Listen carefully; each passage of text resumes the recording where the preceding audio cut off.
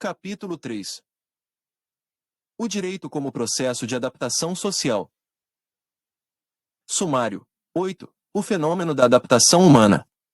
9. Direito e adaptação. 8. O fenômeno da adaptação humana. 8.1 Aspectos gerais. Para alcançar a realização de seus projetos de vida individuais, sociais ou de humanidade, o homem tem de atender às exigências de um condicionamento imensurável, submeter-se às leis da natureza e construir o seu mundo cultural.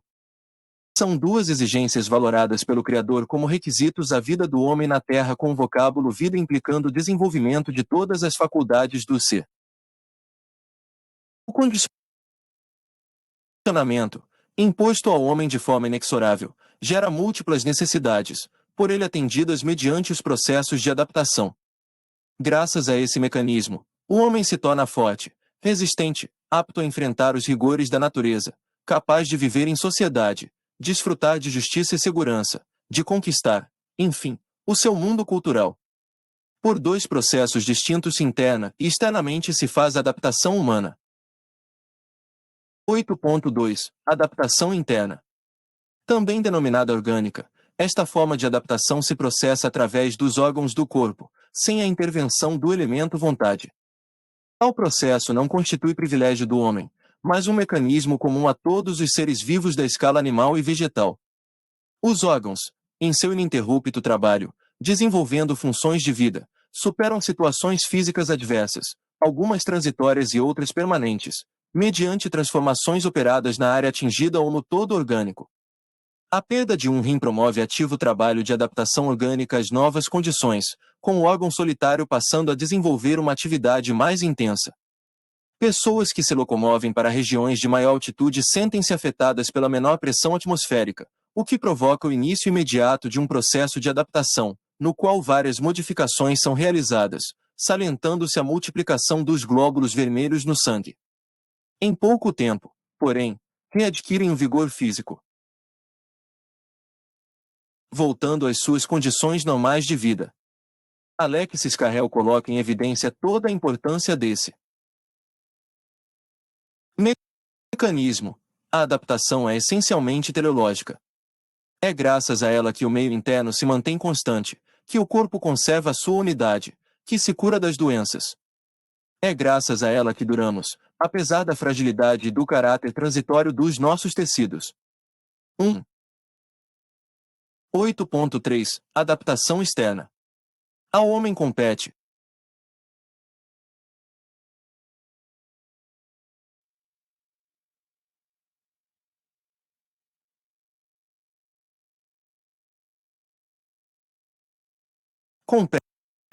com esforço e inteligência, complementar a obra da natureza. As necessidades humanas, não supridas diretamente pela natureza, obrigam a desenvolver esforço no sentido de gerar os recursos indispensáveis. Consciente de suas necessidades e carências, ele elabora. A atividade que desenvolve, modelando o mundo exterior, tem um sentido de adaptação, de acomodar os objetos, as ideias e a vida social às suas inumeráveis necessidades. Em consequência de seu esforço, perspicácia e imaginação, surge o chamado mundo da cultura, composto de tudo aquilo que ele constrói, visando a sua adaptação externa, a cadeira, o metrô, uma canção, as crenças, os códigos, etc. O processo adaptativo é elaborado sempre diante de uma necessidade, configurada por um obstáculo da natureza ou de carências. Esta forma de adaptação é igualmente denominada extraorgânica. A própria vida em sociedade já constitui um processo de adaptação humana. Para atingir a plenitude do seu ser, o homem precisa não só da convivência, mas da participação na sociedade. Do trabalho que esta produz, o homem extrai proveitos e se realiza não apenas quando ofere os benefícios que a coletividade gera, mas principalmente quando se faz presente nos processos criativos. 9. Direito e adaptação. 9.1 Colocações prévias. A relação entre a sociedade e o direito apresenta um duplo sentido de adaptação. De um lado, o ordenamento jurídico é elaborado como processo de adaptação social e, para isto, deve ajustar-se às condições do meio. De outro, o direito estabelecido cria a necessidade de o povo adaptar o seu comportamento aos novos padrões de convivência. A vida em sociedade pressupõe organização e implica a existência do direito. A sociedade cria o direito no propósito de formular as bases da justiça e segurança. Com este processo, as ações sociais ganham estabilidade. A vida social torna-se viável. O direito, porém, não é uma força que gera, unilateralmente, o bem-estar social. Os valores espirituais que apresenta não são inventos do legislador. Por definição, o direito deve ser uma expressão da vontade social e, assim, a legislação deve apenas assimilar os valores positivos que a sociedade estima e vive.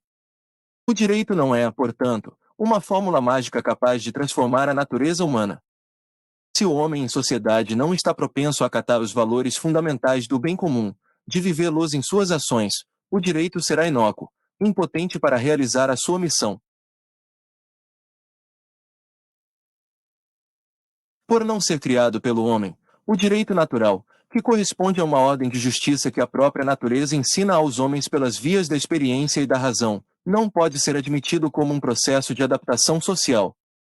O direito positivo, aquele que o Estado impõe à coletividade, é que deve estar adaptado aos princípios fundamentais do direito natural, cristalizados no respeito à vida, à liberdade e aos seus desdobramentos lógicos. A indagação, no campo da mera hipótese e especulação, se o direito se apresentaria como um processo de adaptação, caso a natureza humana atingisse o nível da perfeição, impõe-se a resposta negativa. Se reconhecemos que o direito surge em decorrência de uma necessidade humana de ordem e equilíbrio, desde que desapareça a necessidade, cessará, obviamente, a razão de ser do mecanismo de adaptação. Outras normas sociais continuarão existindo, com o caráter meramente indicativo, como as relativas à higiene pública, trânsito, tributos, mas sem o elemento coercibilidade, que é uma característica exclusiva do direito. 9.2. O direito como processo de adaptação social. As necessidades de paz, ordem e bem comum levam a sociedade à criação de um organismo responsável pela instrumentalização e regência desses valores. Ao direito é conferida esta importante missão. A sua faixa ontológica localiza-se no mundo da cultura, pois representa a elaboração humana. O direito não corresponde às necessidades individuais, mas a uma carência da coletividade. A sua existência exige uma equação social. Só se tem direito relativamente a alguém. O homem que vive fora da sociedade vive fora do império das leis. O homem só não possui direitos nem deveres. Para o homem e para a sociedade, o direito não constitui um fim, apenas um meio para tornar possível a convivência e o progresso social. Apesar de possuir um substrato axiológico permanente, que reflete a estabilidade da natureza humana, o direito é um engenho à mercê da sociedade e deve ter a sua direção de acordo com os rumos sociais.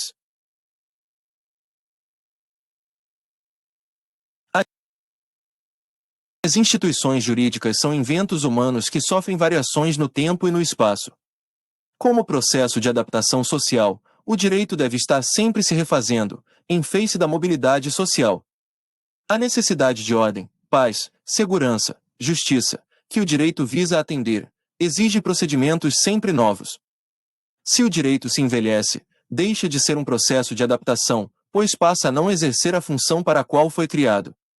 Não basta, portanto, o ser do direito na sociedade, é indispensável o ser atuante, o ser atualizado. Os processos de adaptação devem se renovar, pois somente assim o direito será um instrumento eficaz na garantia do equilíbrio e da harmonia social. Este processo de adaptação externa da sociedade compõe-se de normas jurídicas, que são as células do direito, modelos de comportamento social, que fixam limites à liberdade do homem, mediante imposição de condutas. Na expressiva síntese de Cosentini, o direito não é uma criação espontânea e audaciosa do legislador, mas possui uma raiz muito mais profunda, a consciência do povo. O direito nasce da vida social, se transforma com a vida social e deve se adaptar à vida social. 2. Como os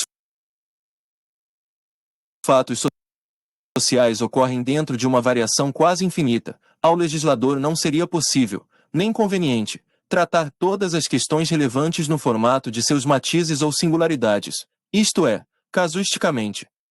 Já em Roma a adaptação do direito possuía caráter seletivo, como se pode inferir da lição de seus jurisconsultos. Pomponio já comentara: Iura constitui oporte, ut dixit Theophrastus, in ris, quae ut plurimum acedunto, non quae ex inopinato, e deste, convém que se estabeleçam as leis, segundo disse Teofrasto, sobre o que muito frequentemente sucede, não sobre o inopinado. Celso complementou a lição: non ad aputius debeptarius, quae frequenture facile, com quae perraro avenium, e deste, porque a lei deve adaptar-se ao que acontece frequente e facilmente e não ao que ocorre muito raramente. 3. Na sua missão de proporcionar bem-estar, a fim de que os homens possam livremente atingir os ideais de vida e desenvolver o seu potencial para o bem, o direito não deve absorver todos os atos e manifestações humanas, de vez que não é o único responsável pelo sucesso das relações sociais. A moral, a religião, as regras de trato social, igualmente zelam pela solidariedade e bem-querença entre os homens. Cada qual, porém, em sua faixa própria. A do direito é regrar a conduta social, com vista à segurança e justiça. A sua intervenção no comportamento social deve ocorrer, unicamente, em função daqueles valores. Somente os fatos mais importantes para o convívio social devem ser disciplinados. O direito, portanto, não visa ao aperfeiçoamento do homem. Esta meta pertence à moral, não pretende preparar o ser humano para a conquista de uma vida supraterrena, ligada a Deus, valor perquirido pela religião. Não se preocupa em incentivar a cortesia, o cavalheirismo ou as normas de etiqueta âmbito específico das regras de trato social. Se o direito regulamentasse todos os atos sociais, o homem perderia a iniciativa, a sua liberdade seria utópica e passaria a viver como autômato. De uma forma enfática, Pontes de Miranda se refere ao direito como um fenômeno de adaptação. O direito não é outra coisa que processo de adaptação. Direito é processo de adaptação social, que consiste em se estabelecerem regras de conduta, cuja incidência é independente da adesão daqueles a que a incidência da regra jurídica possa interessar. 4. A vinculação entre direito e necessidade, essencial à compreensão do fenômeno jurídico como processo adaptativo, é feita também por Recasens Siches, quando afirma que o direito é algo que os homens fabricam em sua vida, sob o estímulo de umas determinadas necessidades, algo que vivem em sua existência com o propósito de satisfazer aquelas necessidades. 5.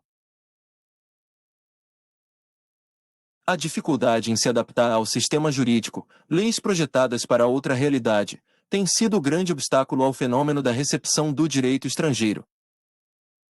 9.3. A adaptação das ações humanas ao direito. A sociedade cria o direito e, ao mesmo tempo, se submete aos seus efeitos. O novo direito impõe, em primeiro lugar, um processo de assimilação e, posteriormente, de adequação de atitudes. O conhecimento do ordenamento jurídico estabelecido não é preocupação exclusiva de seus destinatários. O mundo jurídico passa a se empenhar na exegese do verdadeiro sentido e alcance das regras introduzidas no meio social. Esta fase de cognição do direito algumas vezes é complexa. As interrogações que a lei apresenta abrem divergências na doutrina e nos tribunais, além de deixar inseguros os seus destinatários. Com a definição do espírito da lei, a sociedade passa a viver e a se articular de acordo com os novos parâmetros. Em relação aos seus interesses particulares e na gestão de seus negócios, os homens pautam o seu comportamento e se guiam em conformidade com os atuais conceitos de lícito e de ilícito. As condições ambientais favoráveis à interação social não são obtidas com a pura criação do direito. É indispensável que a lei promulgada ganhe efetividade, isto é, que os comandos por ela estabelecidos sejam vividos e aplicados nos diferentes níveis de relacionamento humano. 6. O conteúdo de justiça da lei e o sentimento de respeito ao homem pelo bem comum devem ser a motivação maior dos processos de adaptação à nova lei. Contudo, a experiência revela que o homem, embora a sua tendência para o bem, é fraco. Por este motivo a coercibilidade da lei atua, com intensidade, como estímulo à efetividade do direito. Bibliografia principal.